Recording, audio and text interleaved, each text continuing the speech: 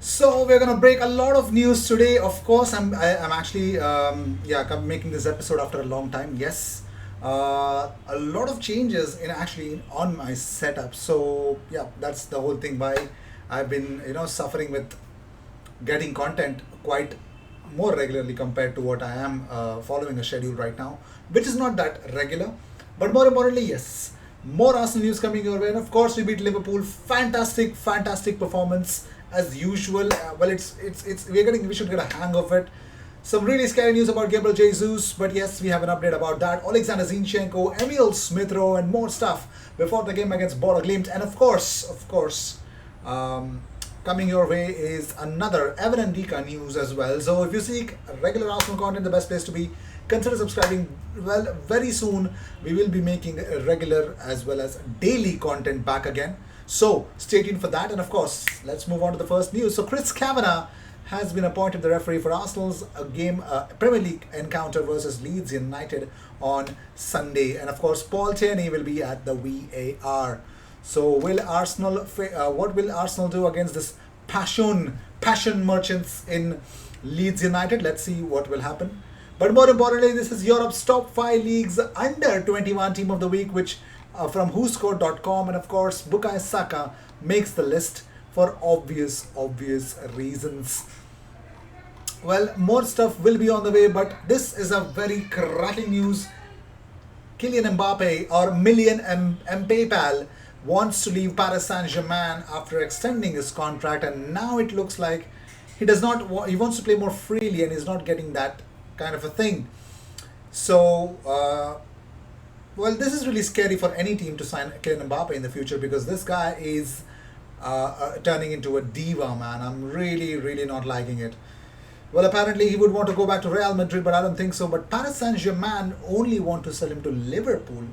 And the problem is, according to the Telegraph, the price tag that Paris Saint-Germain has put on Kylian Mbappe is 300 to 350 million euros.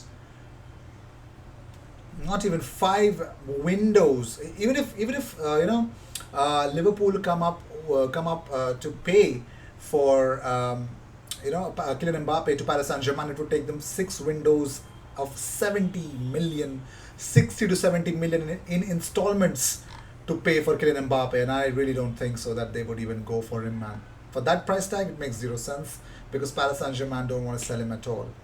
Anyways, why am I saying you this? Because lots of Arsenal fans want him at Arsenal.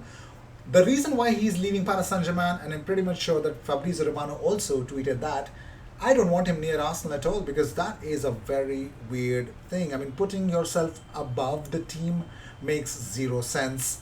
I would not take Kylian Mbappe for this obvious reason, and neither should Real Madrid. But anyways, I don't give a damn about that. So Alan Shearer's Match Week 10 Team of the Week is here, and of course it includes Takehiro Tomiyasu, Bukayo Saka, and Gabriel Martinelli of Arsenal, with the manager being Mikel Arteta as well. So yes, we're featuring regularly on these kind of Team of the Week kind of thing. But more importantly, it looks like Arsenal is they are looking to fly to Dubai for a warm weather training camp in December, as they finalize plans for their players not featuring at the World Cup this winter. The club has been looking at possible destinations, with Dubai emerging as the preferred options. The plan would be for Arsenal to head to Dubai in early December and stay there until the middle of the month.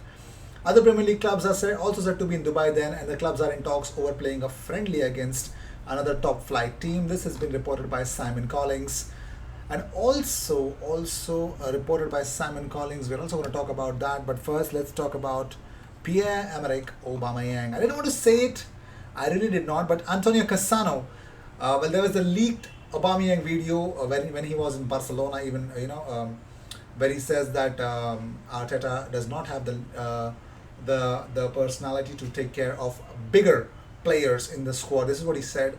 Something along the similar lines, to which Aubameyang came on Twitter and he reacted to it that this is not when he was from Chelsea, when he was in Barcelona, and he apologized, and that's what he feels, and he's happy where Arsenal is at the moment. So Antonio Cassano says about that video, he says that now Aubameyang is speaking as well. He dares to say that Arteta doesn't know how to handle champions. Does Aubameyang consider himself a champion, but he doesn't know how to trap the ball? When Arteta took Arsenal in a general disaster, there were many players among that, and he was there too. Try to play football instead of talking about Arteta, who is first in the most important league in the world. For me, it's madness. Yes, it is madness, and I'm pretty much sure. Um, it could be whatever, but I'm not understanding this one single thing that Aubameyang can say whatever he wants. Nobody gives an F about it, man. He's not an Arsenal player anymore, so I don't give an F. So Mohamed Elneny's son Malik celebrating with Martin Odegaard after the Liverpool win, and that is really awesome, isn't it? It's really, really cool. Let's move on to, before moving on to Alexander Zinchenko, it looks like,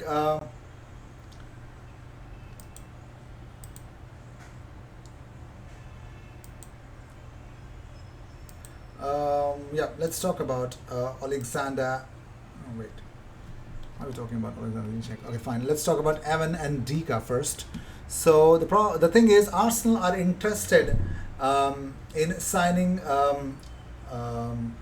Frankfurt centre-back Evan Ndika on a free when his contract expires at the end of the season. This is reported by Il Romanista.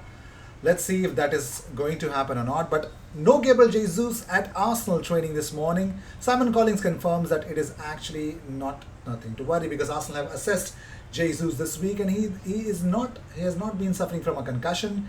He's just, for precautionary purposes, he is not being there in the training. But not only about him, this is also about Alexander Zinchenko. What does Simon has to say about him? He says, Arsenal still have concerns over Zinchenko, who is unlikely to be fit to face Bodo Glimt as he continues to deal with a calf injury. Arsenal will continue to assess Zinchenko ahead of the Leeds game at the weekend. Let's see if that happens or not. So, well, he spoke to TalkSport David Moyes. He says, I think Arsenal have been a really good team for a while when nobody was giving them the respect. They bought in Odegaard, who has made a real difference in the position he plays for them and makes it really difficult. Well. Thank you so much for giving us the credit at least. But, Pete O'Rourke says, I think Arsenal are planning for the January window as well, where money will be available if Arteta wants to strengthen his squad. The Kroenkes have come in for a bit of a stick, but they're putting their money down and backing Mikel Arteta. I'm pretty much sure. I'm expecting 3-4 big signings in the upcoming windows, which makes a lot of difference. Let's see. But the talk of the town should of course be this. The FA have opened a probe after the Henderson Gabriel incident. The Brazilian is actually relaxed on the matter. He has complained he heard something on the pitch which triggered the angry confrontation. So they're actually opening a probe about it and to see what exactly happened. So let's see. I hope it's not something racist, because it was something racist and things were not looking good at the moment. So let's see if that is the problem or not. So with this, I'd like to end this episode. Thank you so much for tuning in. If you seek regular Arsenal content, the best place to be, consider subscribing. I will see you in the next one. Until then.